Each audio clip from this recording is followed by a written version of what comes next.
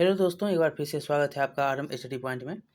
आज हम बहुत ही इम्पोर्टेंट चैप्टर करने वाले हैं जो कि आपका ये होगा साइंस का, क्लास 6 साइंस का 16वां अध्याय है। ये एससीईआरटी में 16वां अध्याय है, एनसीईआरटी में 14वां अध्याय आपको जल के नाम से है। ठीक है, तो चलिए एक एक क्वेश्चन को हम करेंगे। हम एक बात यहाँ पर बता दें कि हमने एससीईआरटी का साइंस का नहीं करवाया है 7 का। अगर आप कहेंगे कि थ्योरी करवा दीजिए तो हम थ्योरी करवा देंगे, तब जो है साथ-साथ जो है ऐसा कहेंगे तो हम एमसीक्यू भी करवाते जाएँगे। लेकिन जो है एनसीईआरटी हमने करवा दिया है, एनसीईआरटी आप देख सकते हैं साइंस का, ठीक है? तो जैसा कहिएगा वैसा, नहीं तो एमसीक्यू जो है अब तो हम बोल ही दिए हैं, खाली सिर्फ़ जो है सिर्फ़ आपको एमसीक्यू अब जाएगा और थ्योरी भी 1-2 जो होंगे। 9th का हमने शुरू किया तो उसको समाप्त भी करेंगे, ठीक है? तो चलिए यहाँ पर पहला क्वेश्चन आप बताइएगा। पहला क्वेश्चन आपका है कि सर्दियों में कोहरे का दिखने का क्या कारण है? सर्दियों में कोहरे का दिखने का क्या कारण हो सकता है, आप बता सकते हैं?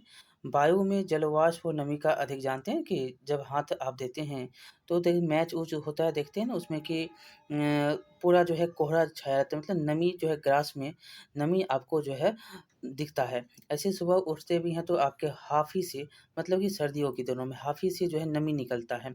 नमी निकलता है, ये जल वाष्प आप एक बार जो है शीशे पर अपना भाप दे दीजिए और हाँ, आराम से उसमें नाम लिख दीजिए, ऐसा होता है ना। और जो है यहाँ पर दूसरा कारण भी है सूर्य का ना निकलना, ये भी दोनों कारण है। अगर सूर्य निकलेगा तो ये बस जो है जलवाष्प नहीं होगा। आप जानते हैं कि सूर्य की रोशनी में जलवाष्प क्या था, ऊपर चला जाता है जलवाष्प, ठीक है? तो वायु में जलवाष्प व नमी का अधिक होना क्या होता है, और कोहरे का कारण, और सूर्य का नहीं निकलना भी कोहरे का कारण होता है। दोनों के दोनों सही हैं। चलिए आगे चलेंगे। दूसरा नंबर आपका ये क्वेश्चन होगा, ये दूसरा नंबर होगा।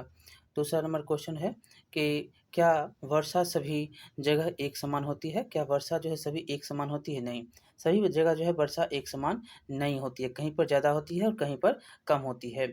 ये रखना है याद, कहीं पर ज़्यादा और कहीं पर कम होता है। जहाँ पर बादल होंगे वहीं पर बारिश होंगे। आप देखेंगे कि आप एक जगह पर हैं, जो 1 किलोमीटर के अंतराल में भी आपको बारिश होता हुआ नहीं दिखाई देगा, ठीक है? वायु ऊपर उठने पर कैसी हो जाती है? जब वायु ऊपर उठेगा तो कैसा होगा? जब वायु जैसे ही ऊपर उठा तो ठंडा होगा, ठंडा होगा संवहन होगा, संवहन होगा तो क्या होगा? बूँद बनेगा, बूँद बनेगा क्या होगा? बारिश होगी। ये सब बातें जो हैं होती हैं। तो ये वायु जो है बहुत ही ऊपर जाएगा, ऊपर जैसे-जैसे जाएगा ठंडा होता हुआ चला जाएगा, ठंडी हो जाती है, ठीक है? ए नंबर उत्तर है आपका। वर्षा जल संग्रह क्या है? वर्षा का जल आप संग्रह करते हैं तो क्या एकत्रित करते हैं। वर्षा जल संग्रह क्या है? एकत्रित करना। वर्षा के जल को एकत्रित करना व प्रयोग करना वर्षा जल संग्रह कहलाता है। और दूसरा है कि नदियों एवं तालाबों एवं झीलों के पानी का उपयोग करना, ये भी देखते हैं तो वर्षा का जल भी यहाँ पर संग्रह होता है। तीसरा है कि जो भूमि संरक्षण से भूमि संरक्षण से वर्षा जल द्वारा भूमि जल का स्तर बनाए रखना। आप जानते हैं कि अगर अभी जो है पानी का लेयर क्या है, मतलब जो है भूमि जल स्तर क्या है, नीचा है। क्यों है? बारिश नहीं हुई है, बारिश नहीं हुई है और आप जो है उसका जैसे ही बारिश होगी तो उसका लेयर ऊपर आएगा।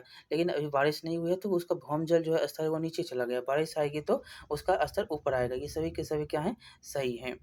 चलिए, अगला है कि भौम जल किसे कहते हैं? तो अभी देखिए भौम जल पूछ भी लिया, तो भौम जल किसे कहते हैं? तो आप जो धरती से पानी निकालते हैं उसी को भौम जल कहते हैं, जो आप पानी पीने के लिए उपयोग करते हैं। कहीं पर आयरन आपको कहीं ज़्यादा मिलता है, कहीं पर कम भी मिलता है। आयरन जानते हैं आयरन किसको कहते हैं? चलिए आगे चलेंगे, छठा नंबर क्वेश्चन, गीले कपड़ों पर इस्त्री करने पर भाप ऊपर उठना किस कारण से होता है? तो भाप जो ऊपर उठ रहा है तो किसके कारण से होता है? वाष्पन की क्रिया भी होती है, संघनन की भी क्रिया होती है। यहाँ पर देखेंगे तो आपको दोनों क्रिया है। तो ये वाष्पन की क्रिया भी की वजह से भी होता है और संघनन की क्रिया। संघनन क्या है? तो बूँद-बूँद पानी यहाँ पर है, पूरा का पूरा ब जमा हुआ है।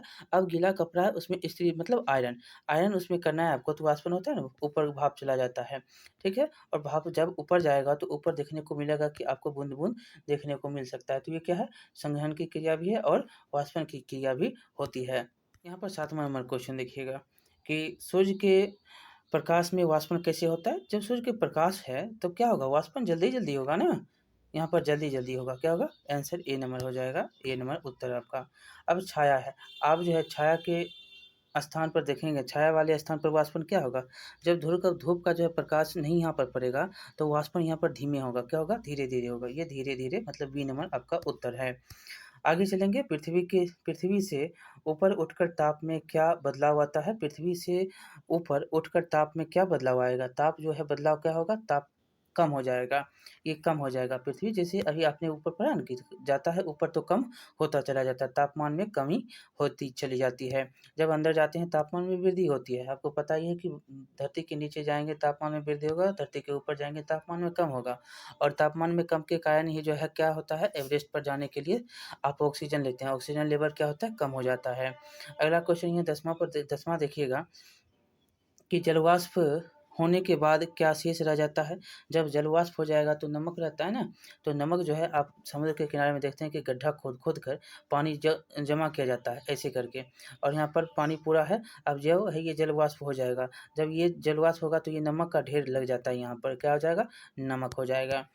आगे चलेंगे, भौम जल से किसे निकाला जाता है? कैसे निकाला जाता है? भौम जल जो है आप हैंडपंप से भी निकालते हैं, नलकूप से भी, ट्यूब से भी, ये सभी से सभी आपको आंसर इसमें सही हो जाएँगे, सभी से आप भौम जल का उपयोग करते हैं। झरनों व नदियों में पानी कहाँ से आता है? तो वर्षा से आता है। कहाँ से आता है? झरना और नदी में पानी आपको वर्षा से आता है और पहाड़ों से भी आता है। आप जानते हैं कि झरना जो है सॉरी झरनों झरनों व नदियों में पानी कहाँ से आता है? तो पहाड़ों से आता है और वर्षा से आता है, ये क्वेश्चन था ना। झरनों व नदियों में पानी कहाँ से आता है? तो पहाड़ों और वर्षा से आता है। ये दोनों के दोनों आपका सही हो जाएगा। वर्षा में कौन-कौन से रूप हैं? वर्षा के कौन-कौन से रूप हैं? आप जानते हैं ना? वर्षा के कौन-कौन से रूप हैं? तो यहाँ पर आपको याद रखना है कि ओले, ओले जो होता है क्या होता है? जो आप इतने सारे ओले जो गिरते हैं ना, एक अम्ल वर्षा भी होता है, एक होता है ओला। ओला जो पत्थर जो होता है बड़ा-बड़ा, आप देखते होंगे कि फसल को बर्बाद करने के लिए बहुत ही लाभप्रद है ये, फसल को बर्बाद करने में। फसल बर्बाद तुरंत हो जाता है, गिर जाता है सब कुछ।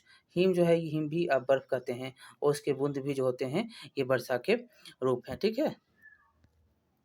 ये ठंडी के दिनों में जो गेहूँ को बहुत फ़ायदा ओस का बूँद देता है लेकर। 14 नंबर देखेंगे, पौधे की वृद्धि के लिए डैश की आवश्यकता होती है।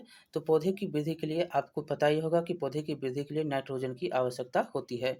नाइट्रोजन, नाइट्रोजन का जो है आवश्यकता पौधे की वृद्धि के लिए होता है। 15 नंबर देखेंगे, कुओं को पानी कहाँ से मिलता है? तो धरती से मिलता है। कहाँ से मिलता है? धरती से मिलता है, भौमजल से मिलता है, बारिश से होती है, बारिश से भी मिलता है, बारिश से भी, और जो है कुआँ में पानी भौमजल से भी आता है। चलिए आगे देखेंगे, जल चक्र किसे कहते हैं? जल चक्र बहुत बार पूछा जाता है कि जल चक्र किसे कहते हैं? पानी का जलवाष्प बनना, ये सही है। वर्षा के रूप में नीचे गिरना, ये भी सही है। और वाष्पीकरण व महासागरों में पानी का जाना, ये भी सही है। वाष्पीकरण व महासागरों में पानी का जाना, ये जल चक्र के, अब जल चक्र के बारे में तो बहुत अच्छी तरह से पढ़े हैं हम। चलिए आगे चलेंगे, किस कारण से गीले कपड़े से पोंछने के बाद श्यामपट्ट कुछ ही देर बाद सूख जाता है? वाष्पन हो जाता है। क्या होता है? वाष्पन हो जाता है। और यहाँ पर आपको संघनन भी होता है। जब वाष्पन देखेंगे तो बूंद-बूंद आपको यहाँ पर बूंद-बूंद होता है, तो ये संघनन हो गया, पानी का बूंद-बूंद हो गया।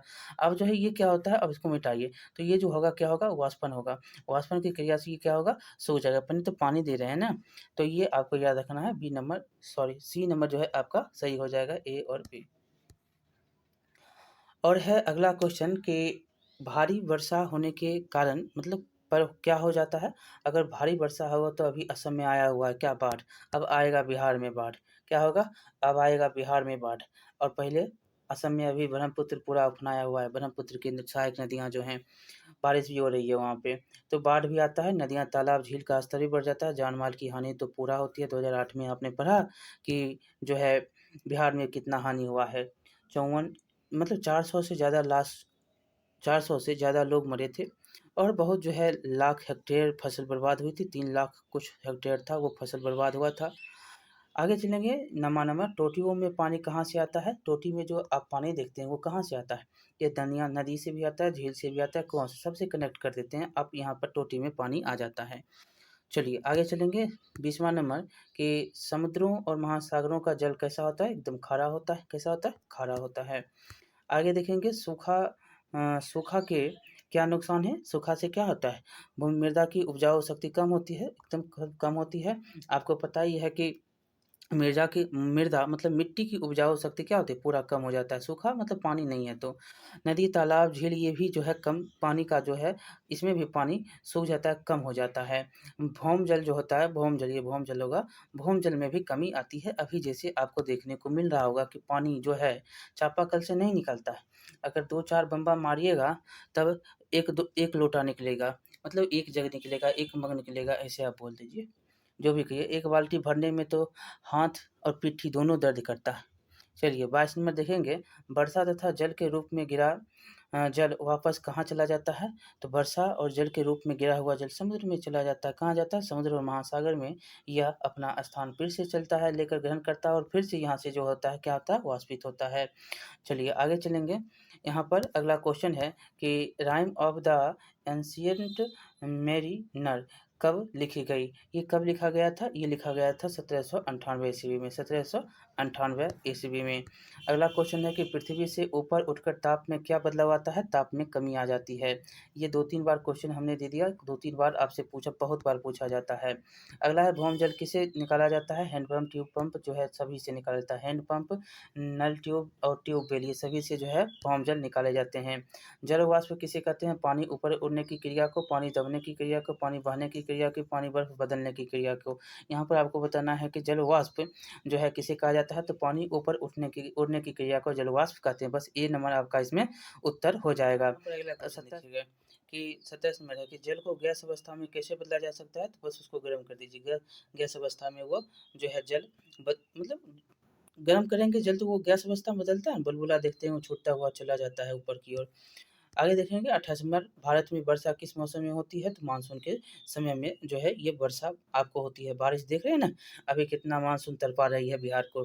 ये मतलब बिहार को, उत्तर प्रदेश को, इन सारे क्षेत्रों में जो है अभी बारिश नहीं हो रही है, और जबकि होना चाहिए था। मानसून जो है जून में आ जाता है, लेकिन अभी तक कोई अता पता नहीं है। चलिए आगे देखेंगे, कुछ-कुछ जो है मौसम ठंडा होने के बदला जो है वो इतना गर्मी लगता है, 1-2 दिन ठंडा होता है और अभी तो गर्मी का हालत बहुत गंभीर है। चलिए यहाँ पर 29 नंबर देखिएगा, जल वाष्प का संघनित होकर जल की बूंदों में बदलना क्या कहलाता है? देखिए हमने बताया जल के वाष्प को संघनित होकर जल की बूंदों में बदल जाएगा, तो क्या कहलाएगा? जल कणिका कहलाएगा, जल कणिका के नाम से जाना जाता है। अब 30वां नंबर क्वेश्चन देखिएगा, वायु में जल कैसे प्रवेश करता है? तो वायु में जल कैसे प्रवेश करेगा? आपको पता ही है कि ये जो है वाष्पन एवं संघनन के द्वारा जो है ये जल प्रवेश वायु में कर जाता है। ये सी नंबर आपका उत्तर हो जाएगा। अगला क्वेश्चन देखिएगा, वायु में तैरती जल कणिकाएँ किस रूप में दिखाई देती है? जो वायु में तैरता हुआ जल कणिका वो बादल के रूप में आपको दिखाई देता है। किस रूप में? बादल के रूप में दिखाई देता है। अब अगला क्वेश्चन देखिएगा कि कुओं को पानी कहाँ से मिलता है? भूजल, वर्षा दोनों से आपको कुओं को पानी मिलता है। अगला क्वेश्चन देखिएगा, सूखा किसे कहते हैं? अधिक समय तक वर्षा नहीं होना, झीलों में भूजल की कमी, ये सभी के सभी नदी, झीलें में पानी का सूखा होना, ये सभी के सभी क्या हैं? भूजल के उदाहरण हैं। आपको यहाँ पर अगला क्वेश्चन देखिएगा, निम्नलिखित में से विचार करना है, वाष्पन है, वाष्पोत्सर्जन है, संघनन है। इनमें से क्वेश्चन आपसे पूछ रहा है कि उपयुक्त में से किस और किन कारण और कारणों से बर्फयुक्त जल से भरे गिलास की बाहरी सतह पर छोटी-छोटी बूंदें जो हैं आपको एकत्रित होती हुई दिखाई देती है, एकत्रित हो जाती है। कौन से मतलब बर्फयुक्त गिलास है और आपको देखने को क्या मिलता है? छोटा-छोटा बूंद, किनके कारण से? तो संघनन की क्रिया के कारण से होता है। ये संघनन आपको याद रखना है, संघनन के कारण से होता है। किसको कहते हैं संघनन? तो जल वाष्प के जो है द्रव अवस्था में परिवर्तन होने की प्रक्रिया क्या कहलाती है? संघनन कहलाती है। और एक जो है गिलास में आप देखेंगे कि बर्फयुक्त गिलास होना चाहिए, उसमें छोटे-छोटे जो बूंद होंगे उन इन्हीं के कारण जो है एकत्र हो जाता है। और वायु में जल वाष्प उपस्थित होता है। वायु में क्या होता है? जल वाष्प उपस्थित होता है। जब वायु किसी ठंडे पृष्ठ के संपर्क में आती है, तो उसमें क्या होता है? इसमें उपस्थित जो जल वाष्प है, वो ठंडा होकर संघनित हो जाता है। जल किसी ठंडा मतलब जैसे ही वो संपर्क में आएगा, जल वाष्प क्या होगा? ठंडा होगा और उससे संगठित हो जाएगा, और जल की जो बूँदें जो हैं वो पृष्ठ पर आपको दिखाई देने लगती है। जल की बूँदें क्या होती हैं? पृष्ठ पर दिखाई देने लगती है। और वाष्पन और वाष्पोत्सर्जन जो है, ये दोनों जल द्रव से वाष्प अवस्था में बदलता है। क्या होता है? वाष्पन और जो जल वाष्प ये देख रहे हैं, वाष्पन और वाष्पोत्सर्जन जो है, ये जल द्रव से वाष्प अवस्था में बदलता है। यहाँ पर देखिएगा अंतिम क्वेश्चन अब होगा। 35 नंबर है, जल चक्र के संदर्भ में निम्नलिखित कथनों पर विचार करिए। पहला कथन है, वायु में जल वाष्पन तथा संघनन के प्रक्रमों द्वारा प्रवेश करता है। दूसरा है कि जल को पृथ्वी के पृष्ठ पर पुनः वापस लाने में वाष्पोत्सर्जन प्रक्रम की महत्वपूर्ण भूमिका होती है। तीसरा है, वायु में प्रविष्ट जल से बादल बनते हैं और वर्षा, ओले और हिम के रूप में ये जल पुनः धरती पर वापस चला आता है। उपयुक्त में से कथन आपको चुनना है कौन सा सही है। तो कथन आपका सिर्फ 3 सही है और सभी के सभी गलत हैं। ठीक है, 3 ही सही है और सभी क्या है, गलत है। देखिए कैसे सही है 3, तो सुनिएगा कि जल जो है, वायु में जल वाष्पन तथा वाष्पोत्सर्जन के प्रक्रमों द्वारा प्रवेश करता है और प्रकृति में जल चक्र के लिए वायु में जल वाष्प का उपस्थित होना क्या है, अनिवार्य है। तो ये अनिवार्य है, संघनन के द्वारा नहीं होता है, ठीक है, वाष्पोत्सर्जन के द्वारा होता है। दूसरा देखेंगे, तो दूसरा में है कि पृथ्वी जल, यहाँ पर सुनिएगा कि जल को पृथ्वी के पृष्ठ पर पुनः वापस लाने में संघनन प्रक्रम जो है महत्वपूर्ण है, वाष्पोत्सर्जन गलत हो जाएगा। ठीक है, इसलिए आपको याद रखना है कि तीसरा सही है और ये जो है दोनों गलत हैं। जल चक्र में क्या होता है, अंतिम जो चरण होता है, आपको याद होगा कि जल जो है नदियाँ, झील से होता हुआ क्या होता है, महासागर में चला जाता है और पुनः जो है जल चक्र प्रारंभ हो जाता है और पृथ्वी पर पुनः जो है संघनन होता है, फिर बारिश होता है। ये जो है क्रियाएं चलती रहती है। इस प्रकार से आपका जो है ये चैप्टर समाप्त होता है जल। अब 2 मात्र बचे हैं 2 मात्र अब जो है बचे हुए चैप्टर हैं, जल्दी उसको समाप्त करेंगे। ठीक है, बहुत बहुत धन्यवाद। लाइक करिएगा, शेयर करिएगा, सब्सक्राइब करना नहीं भूलिएगा।